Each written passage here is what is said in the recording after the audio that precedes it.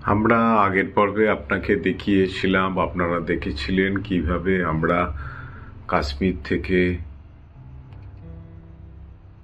কার্গিল হয়ে লে পৌঁছেছি এবং কার্গিল থেকে আমরা কিভাবে লে এসেছিলাম এবং লের পর থেকে আমরা কিভাবে প্যাংগং এর দিকে যাত্রা করেছি এবং সেই যাত্রার কিছু দৃশ্য আপনাদের সামনে তুলে ধরার একটা সামান্য ছোট্ট প্রয়াস করেছি মাত্র।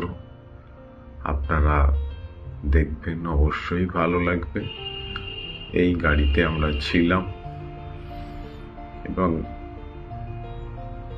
বাঁদিক ডান দিক গাড়ি থেকে যতটা ক্যাপচার করতে পেরেছি রাস্তার ছবি, সেটা আপনাদের সামনে তুলে ধরেছি। এই পেঁজা তুলো নীল আকাশ, এই মেঘগুলো ভেসে বেড়াচ্ছে, অল্প বিস্তর ছোট ছোট গাছ আপনারা দেখতে পাচ্ছেন। এখানে গাছের আধিক্য একটু আছে, কারণ এটা একটু সমতল। পাশের পাহাড়, বাঁদিকে আপনারা যেটা দেখিয়েছিলাম ফাঁকা দুস্তর অঞ্চল।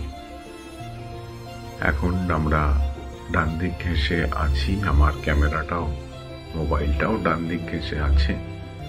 পথের দৃশ্য আপনাদের সামনে তুলে ধরেছি। আমরা যেতে যেতে একটা জায়গায় এসে দাঁড়িয়েছি। এখানে আমরা সামান্য চা পানের বিরতি। এটা একটা সেনা দেরি আন্ডারে আছে, সেনা ছাউনি। কিছু এখানে এই যে দেখছেন, এখানে আমরা এসে দাঁড়িয়ে একটু চা বিস্কুট বা যাদের আমাদের এখানে টয়লেটেরও ব্যবস্থা ছিল। এবার আমরা এখান থেকে রওনা দিয়েছি। একদম শেষ প্রান্তে এসেছি। এখান থেকে পাকিস্তান বর্ডারটা দেখা যায়।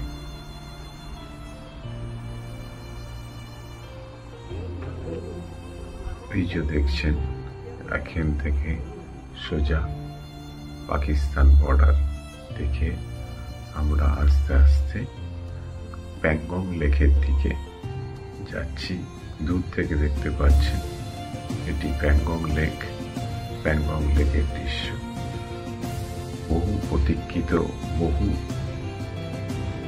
লেহ লাদাখ ভ্রমণের সব থেকে যেটা আমাদের প্রিয়, সেই প্যাংগং লেক। এই প্যাংগং লেক থেকে আমরা আপনাদেরকে প্যাংগং লেকের অপূর্ব শোভা তুলে ধরেছি। এটা 160-70 কিলোমিটার বিস্তৃত লেক। আমাদের কাছে কিছুটা অংশ আছে, বেশিরভাগটাই চীনের আন্ডারে। এ দূরে দেখতে পাচ্ছেন, এগুলো সব সেনাবাহিনী টহল দিচ্ছে লেকের মধ্যে। স্পিড বোটগুলো সেনাবাহিনীদের সমস্ত জাহাজ না স্পিড বোট বলতে পারে। প্যাংগং লেক খুব সুন্দর আকাশ এবং আকাশের রংটা জলে প্রতিফলিত হয়েছে। এখানকার জলের রংটা নীল আকাশের রঙেরই এবং জল তার সাথে